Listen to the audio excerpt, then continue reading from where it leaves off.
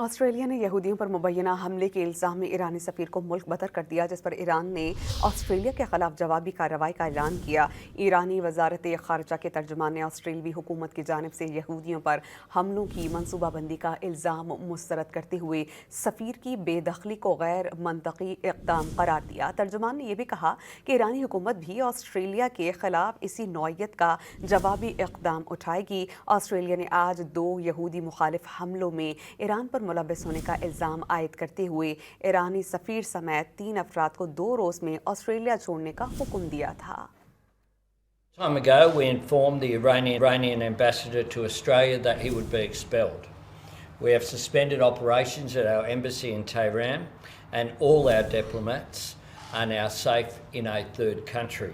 Australia ने यहूदियों पर मुबैना हमले के इल्ज़ाम में ईरानी सफ़ीर को मुल्क बदर कर दिया, जिस पर ईरान ने ऑस्ट्रेलिया के खिलाफ जवाबी कार्रवाई का ऐलान किया।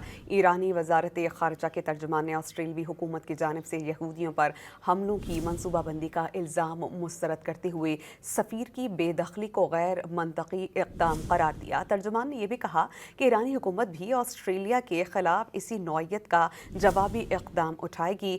ऑस्ट्रेलिया ने आज 2 यहूदी मुखालिफ हमलों में ईरान पर मुलव्वस होने का इल्ज़ाम आयद करते हुए ईरानी सफ़ीर समेत 3 अफराद को 2 रोज़ में ऑस्ट्रेलिया छोड़ने का हुक्म दिया था।